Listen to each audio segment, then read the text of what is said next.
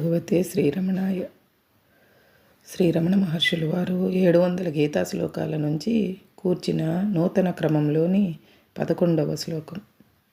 నత్తద్భాసయతే సూర్యో న శశాంకో న పావకః యద్గత్వా న నివర్తంతే తద్ధామ పరమం మమ.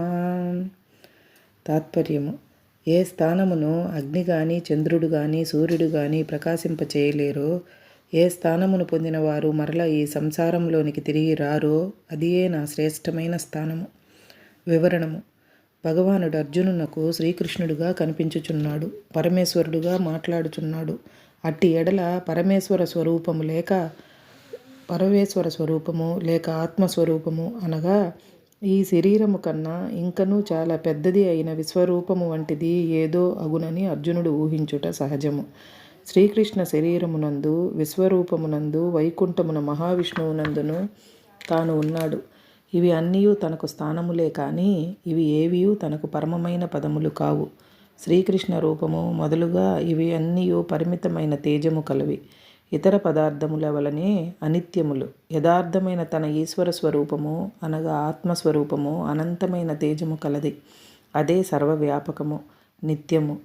అగ్నిహోత్రుని కాంతికి, చంద్రుని వెన్నెలకు, సూర్యుని వెలుగునకు అనంతమైన ఈ ఆత్మ యొక్క తేజమే కారణము. పరిమితములైన ఈ తేజములు అనంతమైన ఆత్మతేజమును ప్రకాశింపచేయలేవు.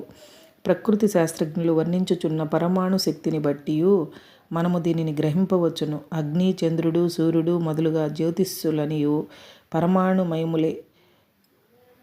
పరమాణు శక్తి దాని యొక్క తేజము విశ్వనంతటను అనంతముగా వ్యాపించి వానికి ప్రకాశమును కలిగించుచున్నది. అట్టి అనంతమైన పరమాణు శక్తిని ఒకానొక సూర్యుడు ప్రకాశింపచేయగలడని తలంచుటకు వీలు లేదు. మరి పరమాణు శక్తి అచేతనము. చేతనమైన ఆత్మశక్తి దానికన్నను సూక్ష్మమై దాని అందును వ్యాపించి ఉన్నది.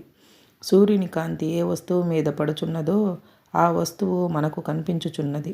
కావున సూర్యుని కాంతి గొప్ప వెలుగే కానీ అర్ధరాత్రమునందు చంద్రుడు కూడా లేనప్పుడు, మనము కనులు మూసుకొని ఆలోచించుచున్నప్పుడు ఎన్నో విషయములు మనస్సుకు గోచరించుచుండును. మనము ప్రకృతి శాస్త్రములలోని వర్ణనలను బట్టి సూర్యగోళమునే కాక అంతకన్నా చాలా పెద్దవి అయిన అసంఖ్యాకములైన నక్షత్రగోళముల యొక్క సముదాయములను, వానికి మూలమై అపారమైన పరమాణు శక్తిని కూడా మనస్సు చేతనే గ్రహించుచున్నాము.